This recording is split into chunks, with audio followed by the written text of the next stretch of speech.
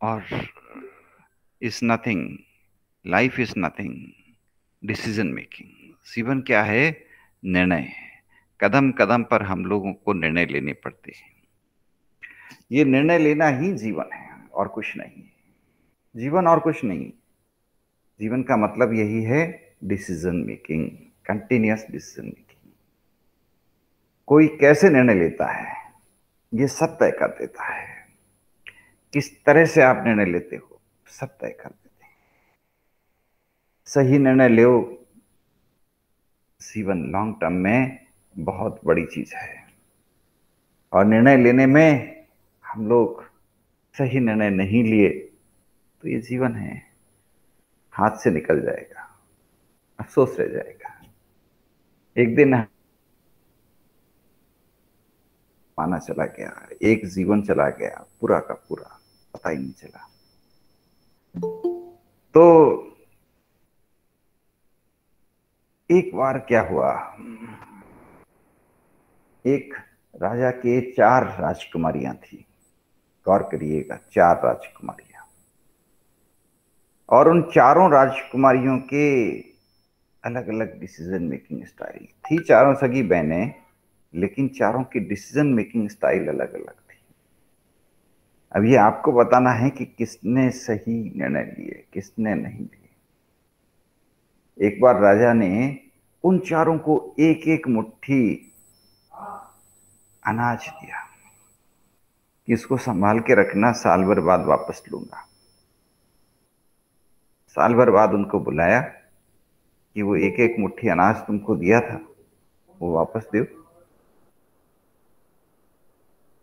एक बोली, मैंने तो चिड़ियों को खिला दिया। मैंने सोचा पड़ा पड़ा खराब हो जाएगा, चिड़ियों को खिला देती हूँ। दूसरी बोली, मैंने उसको भगवान के प्रसाद में डाल दिया, इससे अच्छा क्या होगा, तो अब मेरे पास नहीं है। तीसरी बोली, मैंने तो एक गुल्लक में डाल के संभाल के रख दिया, ये गुल्लक लो, गुल्लक में से निकाल लो। फिर चौथी की बारी आई। उसने कहा कि आपको वो चाहिए तो आपको 2 आदमी भेजने पड़ेंगे और एक बड़ा सारा ढोल भेजना पड़ेगा। क्योंकि मुट्ठी भर अनाज दिया था, उसके लिए ढोल का है। तो क्या आपने तो मुट्ठी भर दिया, मैंने वो मुट्ठी भर अनाज लेके जमीन में डाल दिया और उस जमीन में उसकी फसल हो गई, खूब फसल आ गई। अब उसको काटने के लिए और उसको इस्तेमाल करने के लिए आपको 2 आदमी भेजने पड़ेंगे और एक बड़ा सारा वो ढोल भेजना पड़ेगा। तो ये 4 बहनें और चारों की 4 अलग अलग रणनीतियां, डिसीजन मेकिंग सबकी अलग अलग। तो आपकी डिसीजन मेकिंग स्किल कैसी है? पहले वाले की तरह है या दूसरे वाले की तरह है या तीसरे वाले की तरह या चौथे वाले की तरह? आपकी डिसीजन मेकिंग स्किल पे ही आपका भविष्य है। आपका भविष्य किस बात पे है? इस बात पे कि आप निर्णय कैसे लेते हैं। आपकी डिसीजन मेकिंग आपके डिसीजंस पे है। इसलिए आपके निर्णय बहुत सोच समझे, सही, संतुलित होंगे तो आप खुश रहेंगे। आपका आपके जीवन में खुशियां तब आएगी जब आप सही निर्णय लेंगे। आपका भविष्य बनाने वाले आप खुद हैं। आपके भविष्य को संवारने वाले आप खुद हैं। आपने देखा ना किस तरह से आपके निर्णय से आपका भविष्य बदल सकता है। आपके पिताजी आपको एक मुट्ठी अनाज दे देंगे और आप उस एक मुट्ठी अनाज से एक ड्रम भर के अनाज क्रिएट कर लेंगे। यह आपकी क्षमता है। डिसीजंस हैं, सही डिसीजन लें तो जीवन बदल जाएगा। हम लोग बचपन से गुल्लक रखने की आदत डालते हैं। मिट्टी के गुल्लक होते हैं ना, उस गुल्लक में एक एक रुपए, कभी 1 रुपए, कभी 2 रुपए, जिस दिन जितने हुए उतने डाल दिए। और बाद में क्या करते हैं, एक दिन उस गुल्लक को फोड़ते हैं, बड़ी खुशी मिलती है, और फिर काउंट करते हैं और बड़ी खुशी से चिल्लाते हैं, अरे मेरी गुल्लक में 100 रुपए हो गए, मेरी गुल्लक में 200 रुपए हो गए। है ना, कितना आनंद मिलता है, कितनी खुशी मिलती है। और फिर वो 100 रुपए बैंक में जमा करा देते हैं या किसी बड़े व्यक्ति को दे देते हैं, ये मेरे रुपए संभाल के रखना, बाद में देंगे। और इस प्रकार हम एक अच्छी आदत सीख सकते हैं। जीवन में अच्छी आदतें सीखना सबसे बड़ा काम है। अगर आज हम कोई एक छोटी भी अच्छी आदत सीखें ना, तो आज का दिन वसूल हो जाएगा। आज हम सब कोई एक अच्छी आदत सीख लें तो क्या होगा, आज का हमारा दिन वसूल।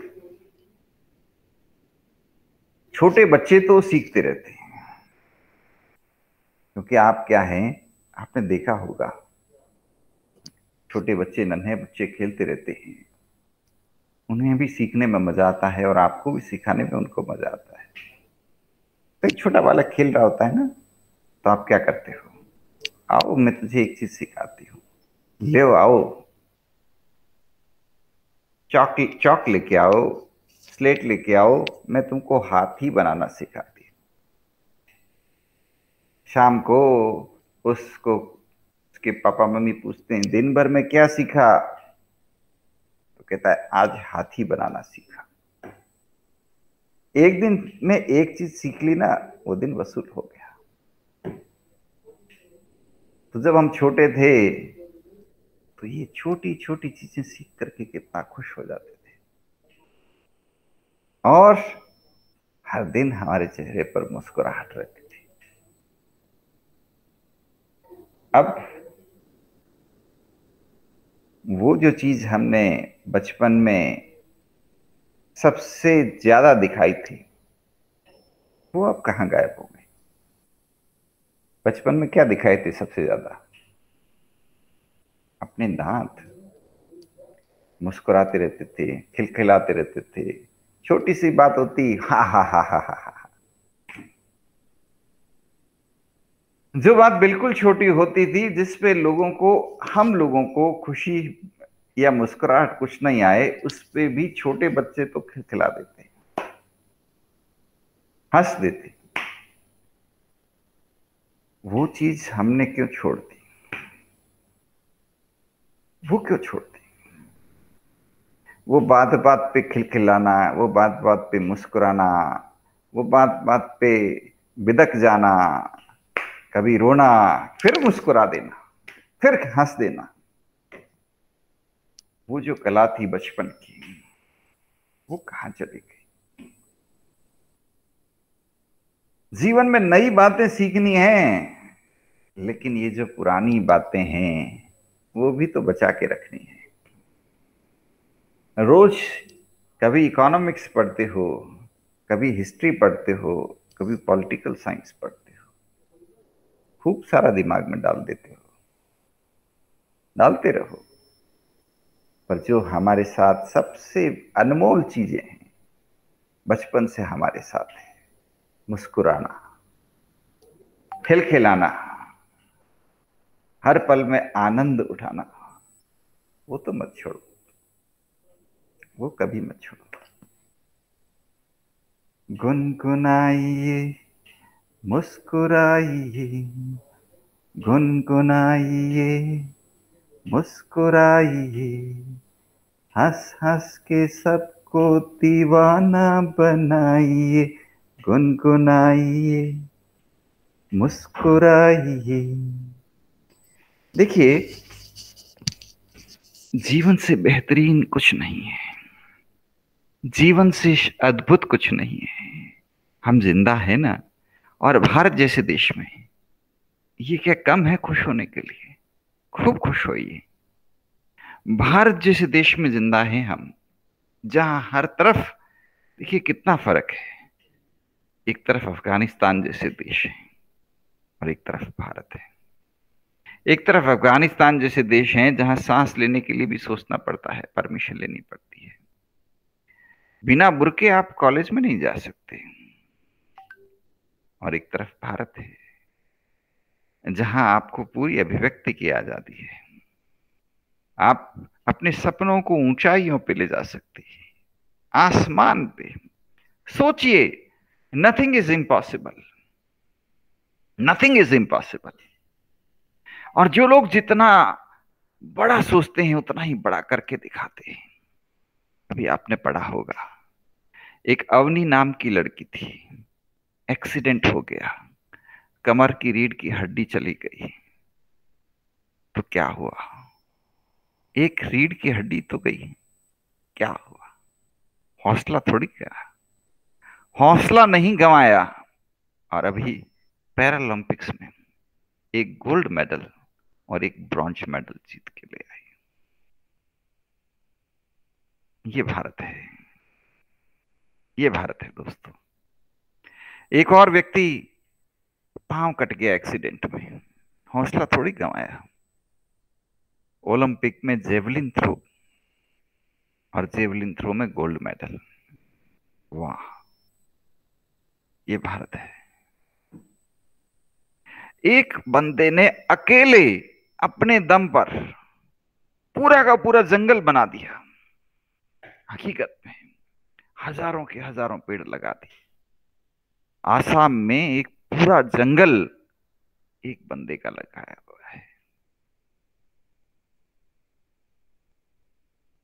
उसका शौक यही है, पेड़ लगाता जाता है, पेड़ लगाता जाता है, और पूरा का पूरा जंगल बना के रख दिया। एक महिला ने 80,000 बरगद के पेड़ लगा दिए। बरगद के पेड़ की उम्र कितनी है पता है आपको? 7,000 साल। यानी 7,000 साल तक उस महिलाओं के लिए, उस महिला के लिए दुआ देने वाले मौजूद होंगे। अगले 7,000 साल तक उस महिला के लिए, उसकी आत्मा के लिए दुआएं कौन देंगे? उसके बेटे।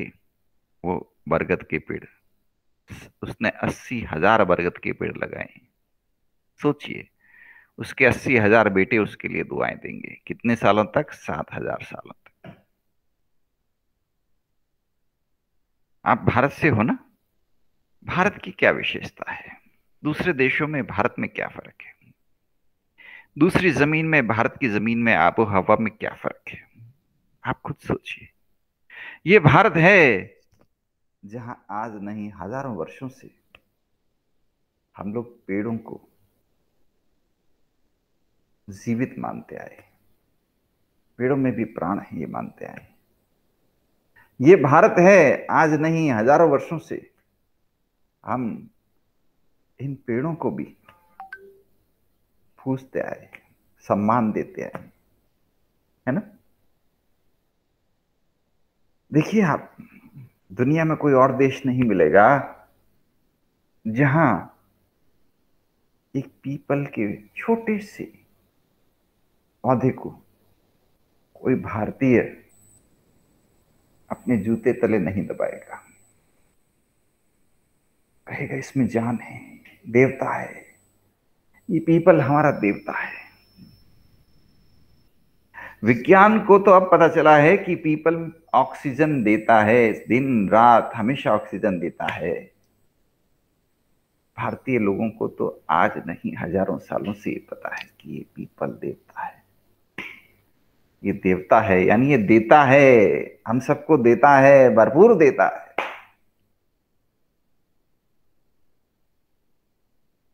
जीवन को सुंदर बनाने के लिए क्या चाहिए? जीवन को सुंदर बनाने के लिए क्या चाहिए, या हम मेरे चारों तरफ जो कुछ भी है उसको स्वर्ग बनाने के लिए क्या चाहिए? सोचिए, इस धरती को स्वर्ग बनाने के लिए क्या चाहिए? अरे अगर आप समझदार हैं तो थोड़ा सा आत्मविश्वास बनाइए। आपका आत्मविश्वास होगा तो आप मुझे 1 मिनट में जवाब दे देंगे कि धरती पर स्वर्ग तो यही है, भारत है। हम तो पहले ही स्वर्ग के अंदर, जन्नत है ये पहले से ही, हम तो पहले ही स्वर्ग के अंदर है। यहां एक ऐसा ऐसी धरती, एक ऐसा भूभाग जहां हम प्राणी मात्र को सम्मान देते हैं, प्राणी मात्र को सम्मान देते हैं, प्राणी मात्र के लिए हमारे पास में इज्जत है। जीव मात्र की हम कल्याण की कामना करते हैं। हम उस देश में हैं, हम उस देश में रहते हैं यारों, जिस देश के अंदर एक अद्भुत सांस्कृतिक विरासत है। हम उस देश की, जिस देश में गंगा बहती है। ये गंगा नहीं है, ये पूरी सांस्कृतिक विरासत है। जिस देश में गंगा बहती है, यानी जिस देश में इतनी अद्भुत संस्कृति विराजमान है, हम उस देश में हैं। तो दोस्तों, जीवन में खुशियां, आनंद हम सबका मौलिक अधिकार है। मुस्कुराना हमारा मौलिक अधिकार है, खुश रहना हमारा मौलिक अधिकार है, हंसना और खिलखिलाना हमारा मौलिक अधिकार है, और खूब इस्तेमाल करना है इसका। जब मौका मिले आनंद और खुशियों से अपने आप को सराबोर कर दीजिए। जो संस्कार हमको बड़ों ने, बुजुर्गों ने दिए, हमारे हजारों हजारों वर्षों की संस्कृति ने हमको दिए, हमारे पुरखों की कहानियों ने दिए, उन संस्कारों को अपने जीवन में जीना है। छोटी छोटी छोटी छोटी बातों से आनंद लेना है। आप एक बात सोचिए, एकमात्र ऐसा देश है हमारा जहां सुबह सुबह 5 बजे हम लोग घर से बाहर निकलते हैं, पीपल के पत्तों में, पीपल के पौधे में पानी डालते हैं। ये पीपल के पेड़ की उम्र कितनी है पता है आपको? 3000 साल। अगले 3000 साल तक ये पेड़ हमारे लिए दुआएं देगा। आज हम इसको पानी दे रहे हैं, बड़ा कर रहे हैं, ये 3000 साल तक सलामत रहेगा और इस दुनिया को ऑक्सीजन देगा, भरपूर ऑक्सीजन देगा। हम में से हर व्यक्ति एक एक पीपल के पेड़ को लगाता है तो भारत में 130 140 करोड़ पीपल के पेड़ हम लोग लगा देंगे। इतनी ऑक्सीजन होगी कि दुनिया की सारी समस्याएं खत्म हो जाएंगी। आज दुनिया की सारी समस्याएं किसके कारण है? प्रदूषण के कारण है। विकसित देशों ने जो टेक्नोलॉजी डेवलप की, उस टेक्नोलॉजी का दुष्परिणाम आज नजर आ रहा है। भारत की टेक्नोलॉजी पर्यावरण फ्रेंडली। हमारे यहाँ टेक्नोलॉजी के नाम पे क्या थी? हर घर के आंगन में एक गाय होती थी, हर घर के आंगन में एक गाय होती थी, और उस गाय के साथ हमारा घर का रिश्ता होता था, परिवार का रिश्ता होता था, पूरे घर की माँ होती थी गाय। उस गाय के गोबर से ही हम खेती करते थे, उस गाय के मूत्र से ही हम खेती करते थे। ये हमारी टेक्नोलॉजी थी जिसको हमने छोड़ा। कुछ लोगों ने कहा कि ये पुरानी टेक्नोलॉजी है, हमने छोड़ दिया। आज वही हमको वापस समझा रहे हैं, आप ऑर्गेनिक एग्रीकल्चर अडॉप्ट करो, वो सबसे अच्छा है। अरे तो वही तो हम कर रहे थे, हम वही तो काम कर रहे थे, लेकिन वही हमसे छुड़ा दिया। तो जब आप पर्यावरण अनुकूल टेक्नोलॉजी अडॉप्ट करते हो, पर्यावरण के लिए फ्रेंडली टेक्नोलॉजी अडॉप्ट करते हो, आप दुनिया का भला करते हो।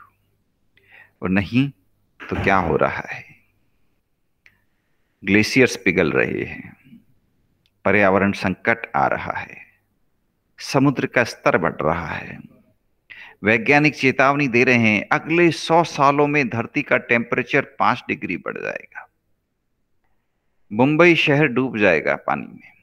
मैं नहीं कह रहा, वैज्ञानिक कह रहे हैं।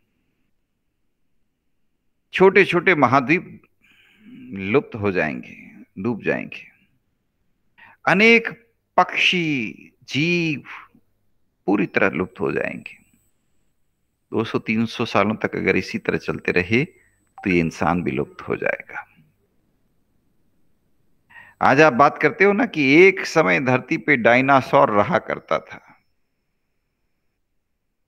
वैसे ही क्या पता 200 साल बाद, 300 साल बाद कोई कछुआ सलामत रह जाए तो वो कहेगा कि एक समय, कछुए की उम्र बहुत लंबी होती है, तो कोई कछुआ सलामत बच गया तो वो बोलेगा कि एक समय इस धरती पर इंसान भी हुआ करते थे और उन्होंने अपने ही पांव पे कुल्हाड़ी मारी, खुद भी खत्म हुए, पूरी दुनिया को खत्म कर दिया। इस स्वर्ग जैसी धरती को खंडहर में खंडहर में तब्दील कर दिया। वरना क्या कमी थी इस स्वर्ग में, चारों तरफ हरियाली थी, चारों तरफ खुशहाली थी, हर चेहरे पर मुस्कुराहट थी, जितना भूख लगती थी उतना तो भोजन प्रकृति देती ही थी। जितनी हमें भूख लगती है ना दोस्तों, उतनी तो प्रकृति दे देती है। अगर आप अपने छत पर एक छोटा सा गार्डन लगा लो ना, अपने घर की छत पर छोटा सा गार्डन लगा लो, प्लास्टिक का एक सदुपयोग हो सकता है, बाकी तो प्लास्टिक बेकार की चीज है, लेकिन प्लास्टिक के आप ढोल या प्लास्टिक के बड़े से एरिया बना के उस पे हल्की फुल्की मिट्टी वगैरह डाल के छोटा सा गार्डन लगा लो, तो ये प्रकृति इतनी देती है कि आपको, जैसे मान लीजिए आपने टमाटर लगा लिए तो आपको फिर इतने टमाटर मिल जाएंगे, बाहर जाने की जरूरत ही नहीं रहेगी टमाटर के लिए। तो प्रकृति बहुत देती है, आप प्रकृति के साथ में जियो, इतना आनंद आएगा पूछो मत। द वर्ल्ड गिव्स इनफ, दुनिया आपको जीने के लिए पर्याप्त देती है, आपको जीने के लिए, खुशहाली के लिए दुनिया पर्याप्त देती है। लेकिन अब हम अपने लिए कहाँ जीना चाहते हैं, हम तो उन ऑटोमोबाइल कंपनियों के लिए जीना चाहते हैं, खुशी में कहाँ जीना चाहते हैं, हम तो पूरा जिंदगी ईएमआई में बिताना चाहते हैं, हम पैदल नहीं चलना चाहते, हमें तो कार चाहिए। ये सारी बीमारियों की जड़ यही बात है। जब से इस तरह की नई सोच डेवलप हुई है तब से सारी बीमारियां पैदा हो गई। लोगों ने पैदल चलना बंद कर दिया, हकीकत में लोगों ने पैदल चलना बंद कर दिया।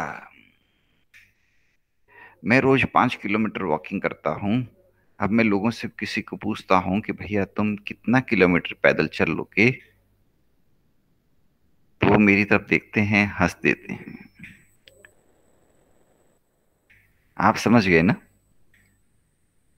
ये नया जमाना आया है, हम नए जमाने के नाम पे बर्बादी लाए।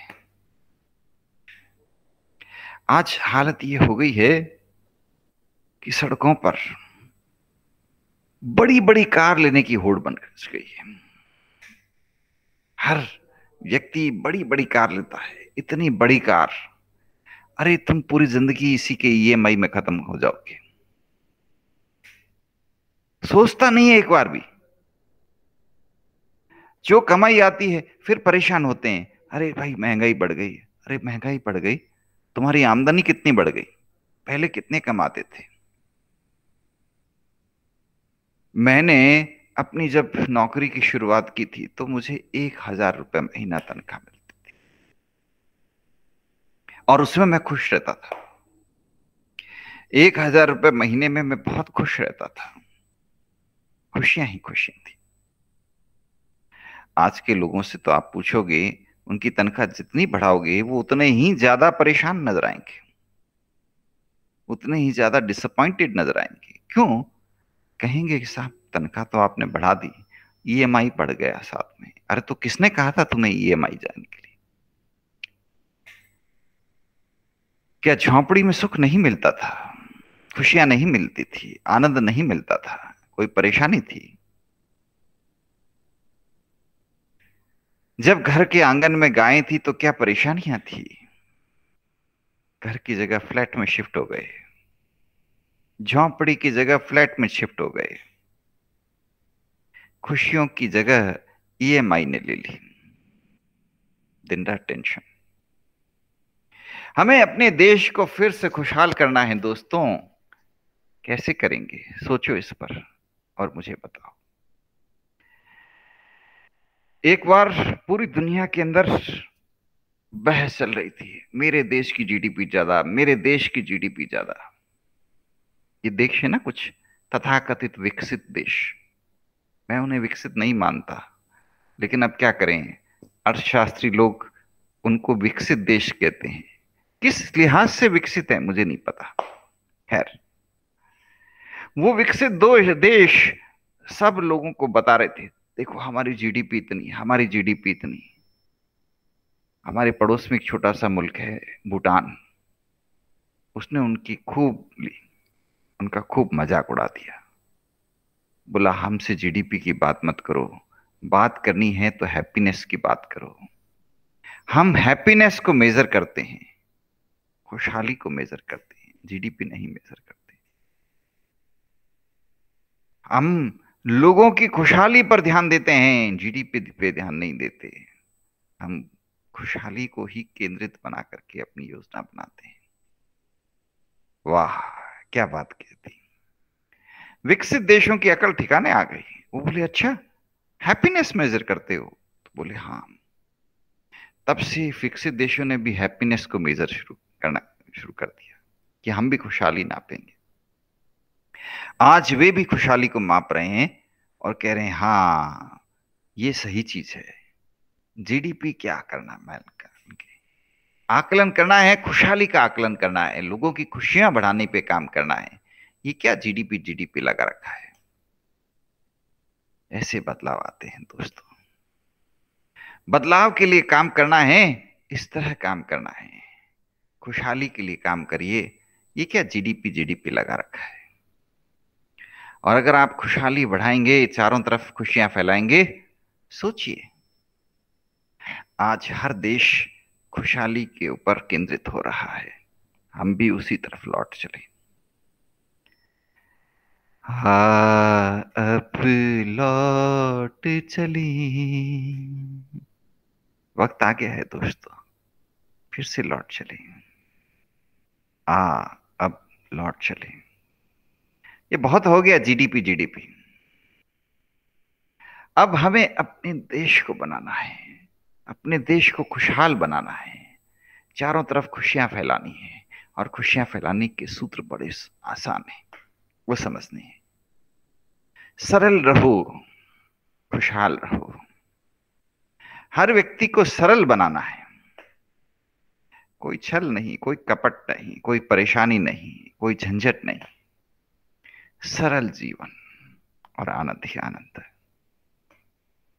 जीवन को आनंद बनाने के लिए, आनंद से भरने के लिए सरल बनाना जरूरी है, कॉम्प्लिकेटेड नहीं। और फिर देखिए life will be again happiness all around. So let's celebrate life. जीवन में सबसे बड़ी चीज क्या है दोस्तों? एक बार के लिए सोचो, सबसे ज्यादा खुशी कब हुई जिंदगी में? सबसे ज्यादा खिलखिलाए कब? सबसे ज्यादा आनंद कब मिला आपको? सोचो और मुझे बताओ। सोचो और बताओ।